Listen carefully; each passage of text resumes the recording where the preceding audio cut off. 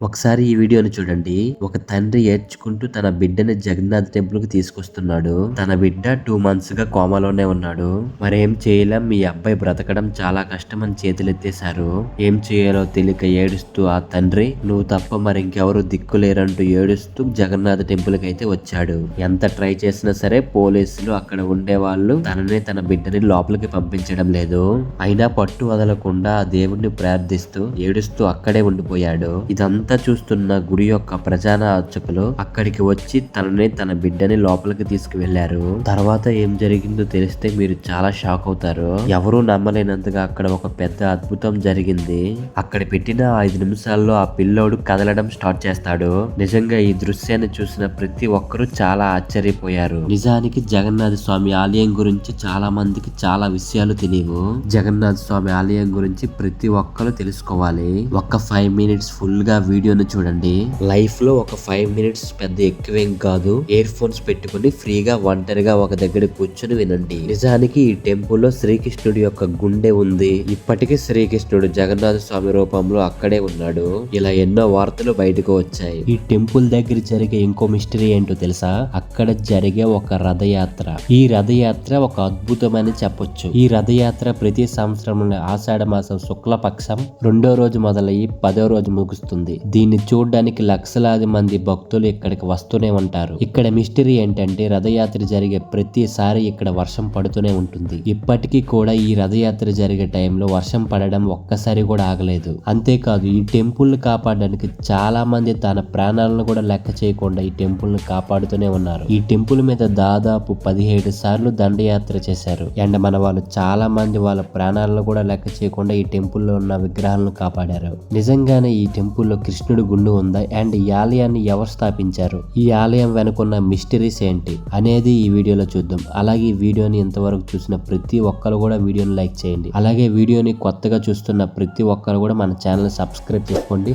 మీ అభిప్రాయాన్ని కింద కామెంట్ రూపంలో తెలియజేయండి. ముందుగా ఈ టెంపుల్ యొక్క ప్రత్యేకత గురించి తెలుసుకుందాం. దీని కొరకు మనం చాలా సంవత్సరాల వెనక్కి వెళ్ళాలి. అంటే మనం చాలా వెనక్కి వెళ్ళాలి. ఎంత అంటే ద్రౌపద యుగం చివరి దాకా. ఈ టెంపుల్ గురించి చాలా స్టోరీస్ ఉన్నాయి. కానీ ఫేమస్ అయిన స్టోరీ గురించి చెప్పుకుందాం. కురుక్షేత్ర యుద్ధం ముగిశాక చనిపోయిన తన వాళ్ళను చూసిన గాంధారి తట్టుకోలేక తన వాళ్ళు ఎలా అయితే చనిపోయారో యాదవ వంశం కూడా అలానే నాశనం అవుతుందని శపిస్తుంది. అలాగే 36 సంవత్సరాల తర్వాత యాదవ వంశంలో ఉండే ప్రతి ఒక్కరూ వాళ్ళను వాళ్ళు నరుక్కొని చనిపోతారు. కేవలం కృష్ణ పరమాత్ముడి రథసారథులు అండ్ బలరాముడు కృష్ణుడు మాత్రమే బ్రతికి ఉంటారు. అప్పుడు కృష్ణుడు రథసారథులు వచ్చి కృష్ణుడికి జరిగింది మొత్తం చెప్తారు. అప్పుడు కృష్ణుడు వాళ్ళని హస్తినాపురం వెళ్లి అర్జునుడికి జరిగింది మొత్తం చెప్పమని చెప్తాడు. ఆ తర్వాత కృష్ణుడు బలరాముడు కోసం వెతుకుతుండగా బలరాముడు సముద్రం ఒడ్డున జ్ఞానం చేసుకుంటూ కనబడతాడు. అప్పుడు కృష్ణుడు బలరామ నేను నీతో పాటు జ్ఞానం చేయొచ్చా అని అడుగుతాడు. కానీ బలరాముడి దగ్గర ఎటువంటి సమాధానం ఉండదు. అప్పుడే కృష్ణుడికి బలరాముడి శరీరం నుంచి శ్లేషనాగు బయటికి వెళ్లడం కనిపిస్తుంది. వెంటనే కృష్ణ భగవానుడికి కూడా అర్థమవుతుంది తాను మానవ శరీరాన్ని వదలవలసిన సమయం వచ్చింది అని. వెంటనే కృష్ణుడు ఒక చెట్టు కిందకి వెళ్లి విశ్రాంతి తీసుకుంటూ ఉంటాడు. అప్పుడే అక్కడికి జర అనే ఒక వేటగాడు వస్తాడు. కృష్ణుడు కాలును చూసి జింక్ అనుకుని బాణం వేస్తాడు. అది కృష్ణుడి కాలుకి తగులుతుంది. జర కూడా కృష్ణుడి దగ్గరికి వస్తాడు చూడడానికి. తను చేసింది పెద్ద నేరం అని నన్ను చంపే అని వేడుకుంటాడు. అప్పుడు కృష్ణుడు నీ తప్పేం లేదని క్షమిస్తాడు. ఎందుకంటే ఆల్రెడీ కృష్ణుడికి తెలుసు ఏం జరుగుతుందో. కాసేపటికి జర అక్కడి నుంచి వెళ్లిపోతాడు. మరో కొంత సమయానికి కృష్ణ భగవానుడు మానవ శరీరాన్ని విడిచిపెట్టేస్తాడు. ఆ తర్వాత మరో కొంతసేపటికి అర్జునుడు అక్కడికి వస్తాడు. అర్జునుడు ఇదంతా చూసి చాలా బాధపడతాడు. కానీ ఇదంతా కృష్ణుడు లీలలు అని అర్థం చేసుకొని కృష్ణుడి దేహానికి అంతిమ సంస్కారాలు నిర్వహించడం స్టార్ట్ చేస్తాడు. ఇక్కడే ఒక విచిత్రమైన సంఘటన జరుగుతుంది. కృష్ణుడి యొక్క దేహంలో ఉండే ప్రతి భాగం కాలి బూడిదైపోతుంది. కానీ కృష్ణుడి గుండె మాత్రం అస్సలు కాలదు.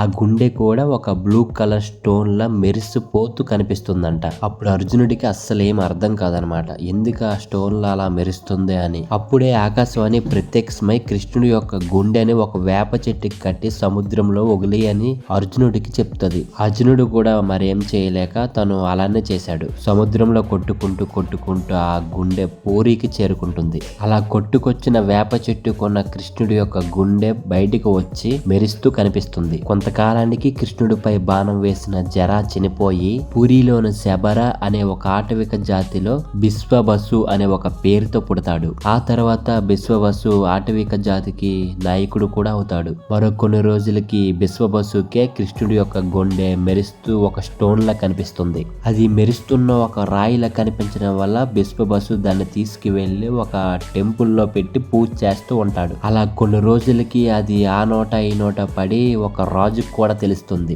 ఆ రాజే ఇంద్రజుమ్న. ఆ రాయి గురించి చాలా మంది మాట్లాడుకుంటూ ఉంటే బిశ్వబసుకి చాలా భయం వేస్తుంది. ఈ రాయిని ఎవరైనా తీసుకెళ్లిపోతారా ఏంటని. ఆ భయంతోని దాన్ని ఒక చోట చాలా భద్రంగా దాస్తాడు. ఇంద్రజుమ్న ఈ రాయి గురించి తెలుసుకొని ఈ రాయి వాళ్ళ దగ్గర కంటే నా దగ్గరే ఉంటే చాలా బాగుంటది కదా అని చిన్న ఆశ పడతాడు. ఇంద్రజుమ్న ఈ రాయిని ఎలానే కనిపెట్టాలి అని విద్యాపతి అనే ఒక అతన్ని బిశ్వబసు దగ్గరికి పంపిస్తాడు. ఆ తర్వాత విద్యాపతి బిశ్వబసు దగ్గరికి వెళ్లి కొన్ని రోజులు ఉంటాడు. ఆ తర్వాత కొన్ని రోజులకి తన కూతురుతో ప్రేమలో కూడా పడతాడు. బిశ్వబసు తన కూతుర్ని విద్యాపతికిచ్చి పెళ్లి కూడా చేస్తాడు. అప్పుడు బిశ్వబసు తన అల్లుడైన విద్యాపతిని ఏం కావాలో కోరుకో అని అడుగుతాడు. అప్పుడు విద్యాపతి మీ దగ్గర ఒక రాయి ఉంది కదా, ఆ రాయిని నాకు మా ఆవిడికి చూపించగలరా అని అడుగుతాడు. అప్పుడు బిశ్వబసు సరే మీకు చూపిస్తాను, కానీ ఒక కండిషన్, మీ ఇద్దరి కాళ్ళకి గంతలు కట్టి తీసుకువెళ్తాను, మధ్యలో ఎవరైనా గంతలు తీసేస్తే మీ ఇద్దరికి చూపించను అని చెప్తాడు. అప్పుడు విద్యాపతి ఏం చేస్తాడంటే చాలా తెలివిగా కొన్ని విత్తనాలు తీసుకొని అతను వెళ్లే దారిలో వెనక్కి వేసుకుంటూ వెళ్తూ ఉంటాడు. అంటే మొక్కలు మొలుస్తాయి కదా, వాటి దారిని కనిపెట్టడం కోసం. ఆ తరువాత విద్యాపతికి బిశ్వబసు ఆ రాయిని కూడా చూపిస్తాడు. విద్యాపతి చాలా ఆనందపడతాడు. సరే విత్తనాలు జల్లే కదా అని రిటర్న్ వెళ్లిపోయి ఈ విషయం మొత్తం తన భార్యకి చెప్తాడు. నేను రాజు దగ్గరికి వెళ్లి విషయం చెప్పుకొస్తానని తన భార్యకి చెప్తాడు. ఆ తర్వాత రాజు దగ్గరికి వెళ్లి ఆ రాయి నిజంగా ఉంది అని రాజుకు చెప్తాడు. ఆ రాజు కూడా విని చాలా ఆనందపడతాడు. ఆ రాజు వచ్చేసి మహావిష్ణు యొక్క భక్తుడు. చాలా ఆనందపడి తన రాజ్యాన్ని, తన దగ్గర ఉన్న సంపదని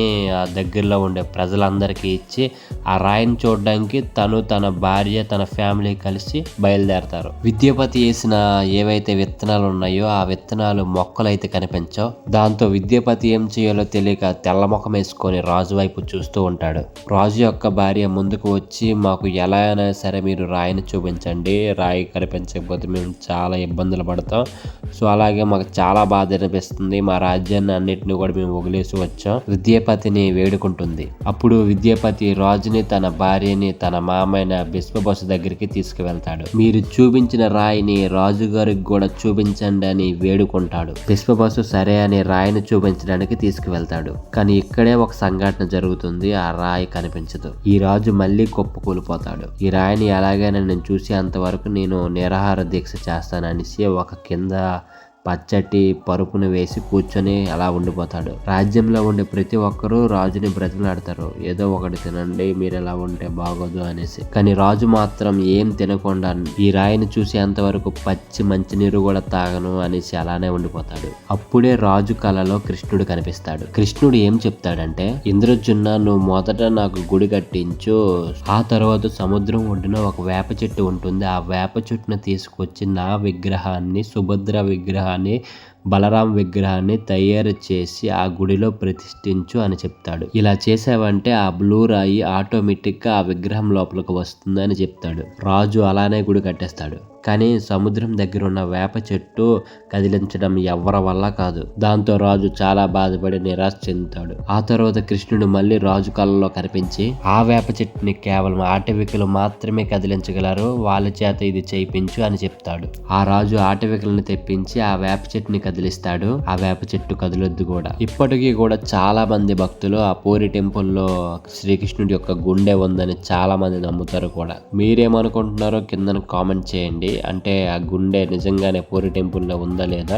సో అలాగే వీడియోని ఇంతవరకు చూసారు కాబట్టి వీడియోని ఒక లైక్ చేసుకోండి. సో అలాగే మన ఛానల్ని ఎవరైనా కొత్తగా చూస్తున్నట్లయితే ఛానల్ సబ్స్క్రైబ్ చేసుకోండి. ఇలాంటి మరిన్ని ఇన్ఫర్మేషన్, రియల్ స్టోరీస్ని మీ ముందు పెడుతూ ఉంటా. మీరు బాగా గమనించండి, ఆ టెంపుల్ వెళ్ళాక ఆ టెంపుల్లో ఆటవికులు చాలా ఎక్కువ శాతం ఉంటారు. అంటే పూజారి కానీ, ఇంకా ప్రసాదం తయారు చేసేవాళ్ళు కానీ, ఇంక వివిధ వర్క్ చేసేవాళ్ళు కానీ ఎక్కువ శాతం ఆటవికులు ఉంటారు. అయితే ఆ రాజు ఆటవికుల చేత తీసుకొచ్చిన ఆ వేప చెట్టుని చాలా మంది శిల్పులను తీసుకొచ్చి చెక్కడానికి ట్రై చేస్తాడు. ఎంతమంది శిల్పులు వచ్చినా సరే ఆ చెక్క పైన ఒక్క ఘాటు కూడా పెట్టలేకపోతారు. అప్పుడే రాజు దగ్గరికి ఒక ముసల బ్రాహ్మణుడు వచ్చి, రాజా నేను ఆ చెక్కను విగ్రహాలుగా మారుస్తాను, కానీ ఒక చిన్న విన్నపం, 21 రోజు ఒక చీకటి గదిలో నన్ను ఆ చెక్కను పెట్టి వదిలేసి వెళ్ళిపోవాలి.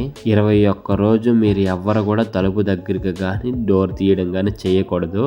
21 రోజు కంప్లీట్ అయితే నేను విగ్రహాలను తయారు చేస్తాను అని చెప్తాడు. సరే అని ఆ రాజు ఆ వేప చెక్కను ఆ బ్రాహ్మణుడిని ఒక రూమ్ లో పెడతాడు. 14 రోజులు గడుస్తాయి. ఆ బ్రాహ్మణుడు తిండి గురించి గాని నీరు గురించి గాని అస్సలు బయటకు రాడు. ఆ గదిలోనే అలానే ఉండిపోతాడు. అప్పుడు రాజుకి భయం వేస్తుంది. బ్రాహ్మణుడు ఫుడ్ వాటర్ లేకుండా ఆకలితో చనిపోతే బ్రహ్మచేతం చుట్టుకుంటది అనే భయంతో రాజు తన మహామంత్రులతో చర్చించి ఆ డోర్ ఓపెన్ చేద్దామా వద్దా అని డిస్కషన్ పెడతారు. కొంతమంది వద్దంటారు, కొంతమంది ఓపెన్ చేద్దామని చెప్తారు. ఫైనల్ డిసిజన్ ఏంటంటే ఆ డోర్ ఓపెన్ చేయడానికి నిర్ణయించుకుంటారు. ఆ డోర్ ఓపెన్ చేయగానే ఒక విచిత్రం జరుగుతుంది. అదంతా చూసి రాజు చాలా ఆశ్చర్యపోతాడు. అసలు రాజుకు కనిపించింది ఏంటి? ఆయన శ్రీకృష్ణ పరమాత్మ లేదా ఏమైనా చూడలేనిది చూశాడా? ఇలాంటి మరెన్నో విషయాలు తర్వాత భాగంలో చూసుకుందాం. పార్ట్ 2ని త్వరగా చూడాలనుకునే వాళ్ళు కింద కామెంట్ బాక్స్ లో పార్ట్ 2 అని కామెంట్ చేయండి. సో అలాగే మన వీడియోని లైక్ చేసి మన ఛానల్ ఎవరైనా కొత్తగా వచ్చినట్లయితే ఛానల్ సబ్స్క్రైబ్ చేసుకోండి. జై శ్రీకృష్ణ, జై జగన్నాథ్, జై జై జగన్నాథ్.